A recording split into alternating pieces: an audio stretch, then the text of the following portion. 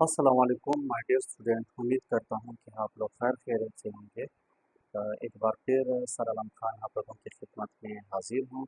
आज मैं फिर आप लोगों को केमिस्ट्री का तीसरा टॉपिक, जिसका नाम क्या है, वेपर प्रेशर, वो लेक्चर आज मैं आप लोगों को डिलीवर करूँगा कि किस तरह वेपर प्रेशर जो है ना वो डायनामिक इक्विलिब्रियम का एग्जाम्पल है। और आप लोगों के बुक में भी वेपर प्रेशर का जो एग्जाम्पल है वो एक्सप्लेनेशन के साथ दिया हुआ है। तो आते हैं आज टॉपिक की तरफ। वेपर प्रेशर मैं ये बात आप लोगों को बता रहा हूँ कि vapour pressure is the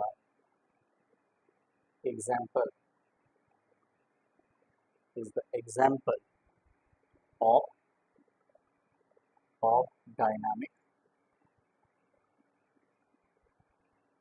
dynamic equilibrium. तो आप लोगों का क्वेश्चन यही होगा कि हाउ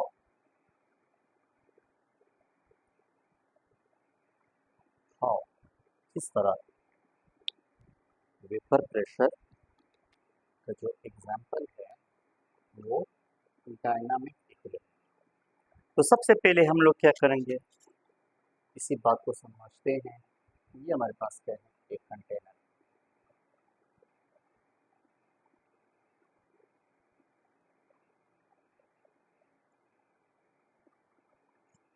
ये हमारे पास एक कंटेनर है।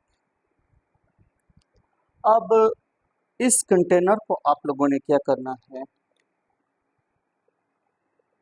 यहाँ पर मैं मेंशन कर रहा हूँ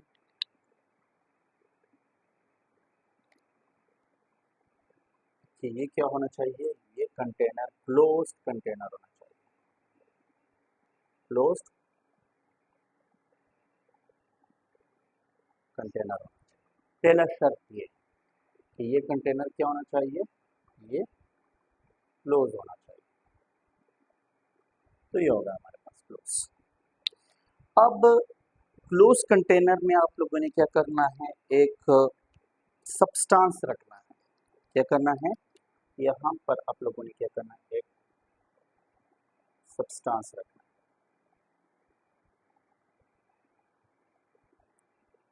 ये सब्सटेंस हो गया।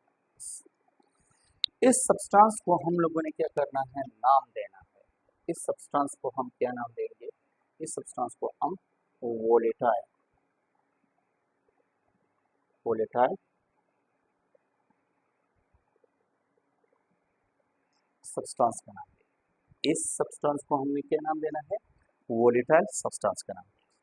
वोलेटाइल सब्सटेंस क्या होता है, ये बात जानते हैं। वोलेटाइल सब्सटेंस वो होते हैं, वो सब्सटेंस होते हैं जिसका इंटर मालिकुलर फोर्सेस क्या है, इंटर मालिकुलर फोर्सेस, यानी दो मॉलिक्यूल्स के दरमियान कशिशी कुव्वत, जो आप लोगों ने 9th में भी क्या है पढ़ा हुआ है। तो इंटर मालिकुलर फोर्सेस क्या होना चाहिए, वीक होना चाहिए। क्या होना चाहिए, वीक होना चाहिए। तो वोलेटाइल सब्सटेंस वो सब्सटेंस होते हैं जिनकी इंटर मालिकुलर फोर्सेस बहुत ही कम। ये इसका मतलब ये है वीक, क्या है, वीक। यहाँ तक क्लियर। अब क्या होगा, होता क्या है हमारे पास, ये हमारे पास इसको हम लोग क्या करते हैं, एक सब्सटेंस जो हमारे पास वीक इंटरमॉलिक्यूलर फोर्सेस इसमें क्या है मौजूद है। और इस सब्सटेंस का जो स्टेट, जो स्टेट होगा वो अक्सर हमारे पास कौन से फॉर्म में होंगे, ये हमारे पास लिक्विड फॉर्म में मौजूद है। जैसे वोलेटाइल सब्सटेंस में रोजमर्रा जिंदगी में हम पेट्रोल पेट्रोल का हम क्या कह सकते हैं, पेट्रोल को हम लोग वोलेटाइल सब्सटेंस कह सकते हैं, क्योंकि इनके जो इंटरमॉलिक्यूलर फोर्सेस होते हैं वो क्या होते हैं, कम होते हैं। तो क्या होता है हमारे पास वोलेटाइल सब्सटेंस में, वोलेटाइल सब्सटेंस क्या करते हैं, सराउंडिंग से क्या करते हैं, हीट को एब्जॉर्ब करते हैं। क्या करते हैं, सराउंडिंग से ये क्या करते हैं, हीट को एब्जॉर्ब करते हैं। तो यहाँ पर मैं ई लिखता हूँ और प्लस का सिंबल लिखता हूँ। प्लस का मतलब ये है कि ये क्या कहते हैं, energy, energy is absorb, absorb from surrounding, from surrounding से ये क्या करते हैं, एनर्जी को एब्जॉर्ब करते हैं। तो क्या होगा हमारे पास, ये एनर्जी को क्या करेगा, एब्जॉर्ब करेगा।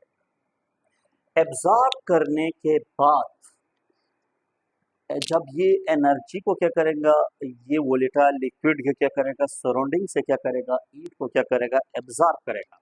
जब एब्जॉर्ब करेगा तो ये क्या हो जाएंगे, लिक्विड स्टेट से ये किस चीज में कन्वर्ट हो जाएगा, ये वेपर स्टेट में क्या हो जाएगा, कन्वर्ट हो जाएगा।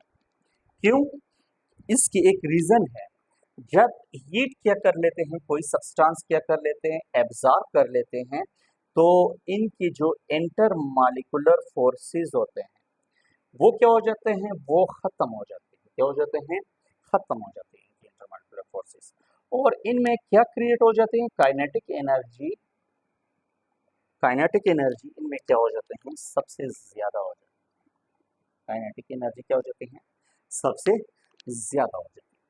जब इंटर मॉलिक्यूलर फोर्सेस इंतहाई कम, जिसको हम क्या कहते हैं, ना होने के बराबर, तो काइनेटिक एनर्जी क्या हो जाती है, बहुत ज्यादा हो जाती है, जिसके वजह से ये जो सब्सटेंस होती है, जिसको हम वोलेटाइल सब्सटेंस कहते हैं, ये किस फॉर्म में कन्वर्ट हो जाते हैं, ये वेपर फॉर्म की हालात में क्या हो जाते हैं, ये कन्वर्ट, यानी लिक्विड जो है ना वो किस चीज में कन्वर्ट होते हैं, वो वेपर में कन्वर्ट होता है।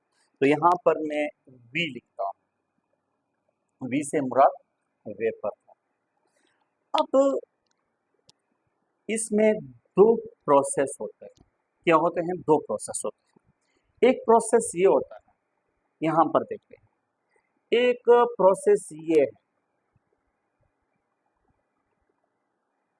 एक प्रोसेस हमारे पास ये, यानी क्या होता है हमारे पास, लिक्विड जिसको हम एल से डिनोट करते हैं, यानी लिक्विड सब्सटेंस किस चीज में कन्वर्ट हो रहा है, वेपर में कन्वर्ट हो रहा है। किस चीज में, vapour, by the gain of energy, by the gain of energy या by the absorb of energy. तो सबसे पहले इस अमल को हम क्या नाम देंगे, इस अमल को हम लोग क्या नाम देंगे, इस अमल को हम वेपोराइजेशन का नाम देंगे। इस अमल को या इस प्रोसेस को हम क्या नाम देंगे, वेपोराइजेशन का अमल का नाम। यहाँ तक सबको क्लियर हो गया, कोई मसला तो नहीं है। इसके बाद देखते हैं अब क्या होता है हमारे पास, यहाँ पर वेपर्स क्या हो जाते हैं, टाइम के साथ साथ वेपर ज्यादा बनते जा रहे हैं। क्या होते हैं, वेपर्स क्या हैं, वो ज्यादा बनते जा रहे हैं। तो फिर क्या होगा हमारे पास, जितना वेपर्स होंगे, यहाँ पर ये पॉइंट्स आप लोगों को मैं एक्स्ट्रा बता रहा हूँ, जितना concentration, concentration of vapour, concentration of vapours, इनके हम लोगों ने पहले पढ़ा था, इनकी काइनेटिक एनर्जी क्या होती है, सबसे ज्यादा होती है। इनकी काइनेटिक एनर्जी क्या होती है, सबसे ज्यादा होती है। जब कंसंट्रेशन ऑफ वेपर्स क्या होते हैं, वो ज्यादा होते हैं, तो वो डायरेक्टली प्रोपोर्शनल होते हैं। क्या होते हैं, डायरेक्टली प्रोपोर्शनल होते हैं। किस चीज के, कोलिजन, किस चीज के, कोलिजन के क्या होते हैं, डायरेक्टली प्रोपोर्शनल होते हैं।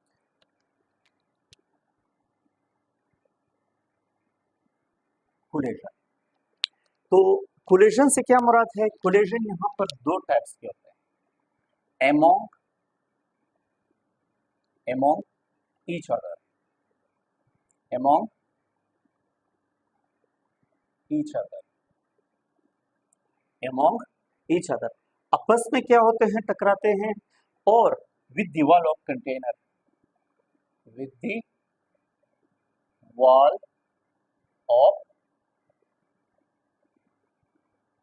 कंटेनर, और वॉल के साथ क्या करते हैं, ये टकराते हैं, जिसके वजह से जब ये आपस में क्या करते हैं, कोलाइड करते हैं, जब इनके कंसंट्रेशन ज़्यादा होगा तो क्या होंगे, कोलिजन ज़्यादा होगा।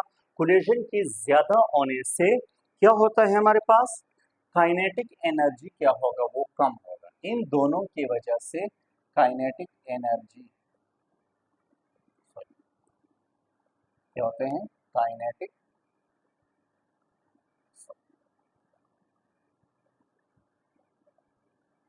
जो काइनेटिक एनर्जी होगा वो क्या हो जाएगा, कम होगा।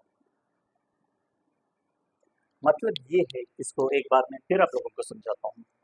जब टाइम के पहले जब हम लोगों ने ये प्रोसेस स्टार्ट किया था, लिक्विड स्टेट क्या है वो ज्यादा हो रहा है, क्या था, इसकी कंसंट्रेशन क्या है, ज्यादा है। जब इन्हें इन लोगों ने क्या किया था, जब लिक्विड स्टेट ने क्या किया था, सराउंडिंग से हीट को क्या कर लिया, एब्जॉर्ब कर लिया, एनर्जी को क्या कर लिया, एब्जॉर्ब कर लिया, तो वो किस चीज में चेंज हो गए, वेपर स्टेट में क्या हो गया, चेंज हो गया। अब टाइम के साथ साथ तो वेपर क्या हो रहा है, ज्यादा बनते जा रहे हैं। जितना कंसंट्रेशन ऑफ वेपर ज्यादा होगी उनका काइनेटिक एनर्जी भी क्या होगा, ज्यादा होगा। जितना काइनेटिक एनर्जी इनके ज्यादा होंगे तो उतना कोलिजन क्या होगा, ज्यादा होगा। अब कोलिजन का मतलब ये है कि lose of kinetic energy.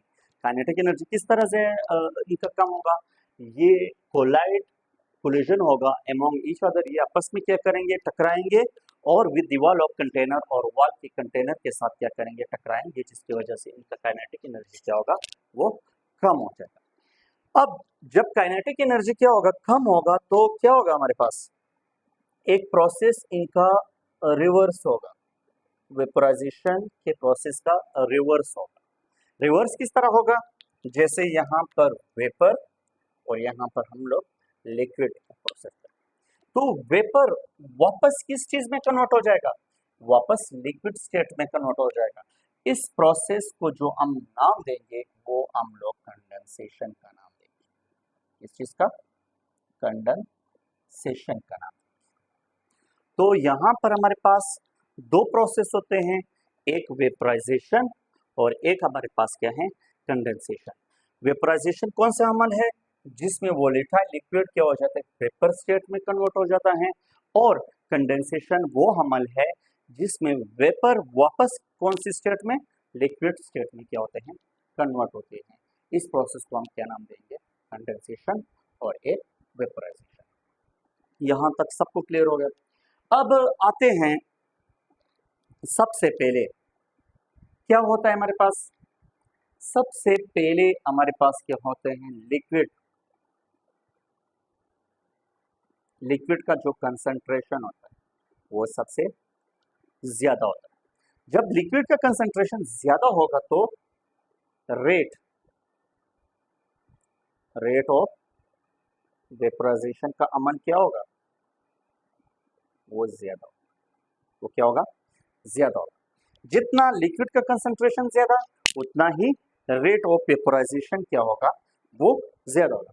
Rate of vaporisation से क्या मुराद है, रेट ऑफ वेपराइजेशन में आप लोगों को समझाता हूँ। सबसे पहले रेट को समझाना, आप लोगों को समझाना है। रेट का मतलब ये है कि change in concentration with respect to time. Time के साथ कंसंट्रेशन में तब्दीली के अमल को रेट कहते हैं, केमिस्ट्री में हम कहते हैं। तो रेट ऑफ वेपराइजेशन से मुराद ये है कि टाइम के साथ साथ लिक्विड जो मॉलिक्यूल हो वो वेपर में कितना कन्वर्ट हो रहा है, इसको हम क्या नाम देंगे, रेट का नाम देंगे। तो रेट का फार्मूला हमारे पास भी यही है कि रेट बराबर है हमारे पास change in concentration with respect to time. तो सबसे पहले क्या है हमारे पास, लिक्विड के कंसंट्रेशन के ज्यादा होने से रेट ऑफ वेपराइजेशन भी क्या हो रहा है, ज्यादा हो रहा है। तो सबसे पहले हमारे पास ये अमल हो। फिर उसके बाद देखते हैं हमारे पास दूसरे में, दूसरा जो वो होगा, वो क्या होगा, कंडेंसेशन अमल ज्यादा होगा। क्यों, क्योंकि अब तो वेपर क्या हो रहे हैं, ज्यादा बन रहे हैं। जब वेपर ज्यादा बन रहे हैं तो क्या होगा हमारे पास, कोलिजन ज्यादा होगा। जितना कोलिजन ज्यादा होगा उतना ही काइनेटिक एनर्जी क्या होंगे, इनके कम होते जाएंगे, जिसके वजह से ये वापस लिक्विड मॉलिक्यूल्स क्या होगा, वो वापस सॉरी जो वेपर मॉलिक्यूल होगा वो वापस किस चीज में कन्वर्ट होगा, वो लिक्विड स्टेट में कन्वर्ट होगा। जब ये लिक्विड स्टेट में कन्वर्ट होगा तो क्या होगा, रेट ऑफ कंडेंसेशन का अमल क्या होगा, वो ज्यादा होगा। तो दूसरे अमल में हम लोग क्या कहते हैं कि वेपर का कंसंट्रेशन क्या है, ज्यादा। वेपर का कंसंट्रेशन क्या है, ज्यादा है। जब वेपर का कंसंट्रेशन क्या है, ज्यादा है, तो वो क्या होगा, डायरेक्टली प्रोपोर्शनल होगा किस चीज के, rate of condensation, rate of condensation. यहां तक सबको क्लियर होगा, ये रेट क्या है, ज्यादा, ये रेट भी क्या होगा, ज्यादा होगा। जब लिक्विड का कंसंट्रेशन ज्यादा तो रेट ऑफ वेपराइजेशन ज्यादा। दूसरे स्टेट में वेपर का कंसंट्रेशन क्या है, ज्यादा है, तो रेट ऑफ कंडेंसेशन भी क्या होगा, ज्यादा होगा। अब लास्ट में जो हम लोग डायनामिक इक्विलिब्रियम को क्या कहते हैं, जानते हैं, वो ये है तीसरा पॉइंट। अब हम तीसरे पॉइंट, जो वेरी इंपॉर्टेंट पॉइंट है, वो ये है हमारे पास तीसरा पॉइंट। तीसरा पॉइंट में क्या होता है हमारे पास, तीसरा पॉइंट में हमारे पास रेट ऑफ वेपराइजेशन, जिसको हम वी से मैं इसको क्या करता हूं, डिनोट करता हूं, rate of vaporisation become equal to the rate of मैं इसको सी से डिनोट करता हूं, रेट ऑफ कंडेंसेशन के बराबर होगा। जब rate of vaporisation rate of condensation के बराबर होगा, इससे क्या मुराद है, इससे ये मुराद है, इससे मुराद ये है कि 6 मॉलिक्यूल्स 3 सेकेंड में, 6 मॉलिक्यूल्स 3 सेकेंड में क्या हो रहा है, क्या हो रहा है, वेपराइजेशन से क्या मुराद है, लिक्विड से वेपर स्टेट में क्या हो रहा है, चेंज हो रहा है वो। तो इसका रेट क्या होगा, इसका रेट ये होगा 3 1s are 3 3 2s are 6, तो इनका रेट हमारे पास 2 होगा। इसी तरह हमारे पास दूसरा हम देखते हैं, दूसरे में अगर देखा जाए तो तीसरा हमारे पास ये है कि 4 मॉलिक्यूल्स क्या हो रहा है, 2 सेकेंड में, 2 सेकेंड में हमारे पास 4 मॉलिक्यूल्स किस में कन्वर्ट हो रहा है, इसमें वेपर से वापस लिक्विड में कन्वर्ट हो रहा है। तो क्या होगा हमारे पास, 2 1s are 2 2 2s are 4, तो दोनों का रेट क्या हो रहा है, दोनों का रेट हमारे पास क्या है, सेम है। तो इस कंडीशन में आप इस तरह भी लिख सकते हो। और एक बात मैं आप लोगों को जो बताना चाहता हूँ, इस तरह भी हो सकता है कि 6 मॉलिक्यूल्स 3 सेकेंड में, ये बराबर होगा 6 मॉलिक्यूल्स 3 सेकेंड में, तो इसका रेट और इनका रेट, दोनों का रेट क्या होगा हमारे पास, 2 2 होगा। इसका रेट भी हमारे पास 2 होगा और इसका रेट भी क्या होगा, 2 होगा। अब नेट चेंजेस हमारे पास अगर देखा जाए वो 0 आ रहा है, आपको इस तरह नजर आ रहा है कि ये सिस्टम क्या है, रुका हुआ है। असल में ये प्रोसेस प्रोसीड हो रहा है, लेकिन जो नेट नो नेट चेंजेस आकर, इसमें जो चेंजेस होगा, नेट चेंजेस जो है ना, वो आकर आपको नजर नहीं आ रहा, लेकिन सिस्टम क्या है, वो प्रोसीड कर रहा है। तो क्या होगा हमारे पास, इसका रेट, दोनों का रेट यानी rate of vaporisation become equal to the rate of condensation. तो इस स्टेट को हम क्या कहेंगे, हम कहेंगे कि ये सिस्टम हमारे पास किस चीज में है, ये हमारे पास डायनामिक इक्विलिब्रियम। तो हमारे पास आज का टॉपिक भी हमारे पास यही। तो वेपर प्रेशर हम लोगों ने क्या कर लिया, इसको हम लोगों ने एक्सप्लेन और एग्जांपल के साथ क्या कर लिया, डिटेल्स मैंने आप लोगों को पढ़ाया कि vapour pressure is the example of dynamic equilibrium, how, ये मैंने आप लोगों को पढ़ा। आज का टॉपिक हमारे पास यहाँ तक काफ़ी है। कल एक नया टॉपिक के साथ मिलेंगे। कल कोशिश क्या करें कि आप लोग भी क्या कर लें, रिवर्सिबल केमिकल रिएक्शन को आप लोग क्या कर लें, पढ़ें। तो आज के लिए इतना ही काफ़ी है। अब सरलम सबको इजाज़त दें। कल एक नया टॉपिक के साथ मिलेंगे। ओके, अल्लाह हाफ़िज़। लेक्चर्स